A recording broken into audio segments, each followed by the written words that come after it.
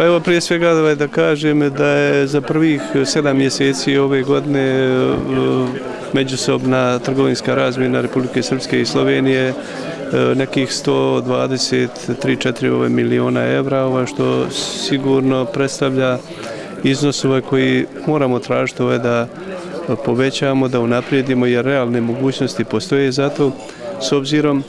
da je jedan broj preduzeća iz Slovenije već u Republici Srpskoj osnovo svoja preduzeća koja dobro funkcionišu i to na određeni način čini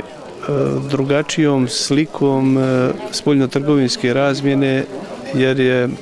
prvi put ove godine zabilježen suficit u korist Republike Srpske, a to je u suštini proizvod rada tih preduzeća koja imaju svoje pogone iz Slovenije u Republici Srpskoj. Postoji mogućnost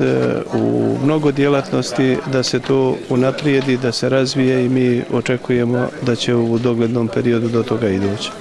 Ovaj današnji skup je jedan od u nizu ovakvih skupova međukomorske saradnje. Danas smo se dotakli nekoliko aktuelnih pitanja koja su interesantna za privredne subjekte čije interese mi zastupamo i mislim da će zaključci sa ovog skupa otvoriti potrebu dodatnih razmatranja i konkretizacije prijedloga rješenja sa kojima trebamo ići prema svojim zakonodavnim organima, prije svega u smislu rješavanja određenih pitanja iz oblasti radno-pravnih odnosa, kako bismo obezbijedili veću pokretljivost radne snage i time obezbijedili veću konkurentnost preduzeća čitave regije. Pa ja nisam baš nekakav poznavalac sportskih kretanja, tako da teško se mogu usuditi da prognoziram šta će biti.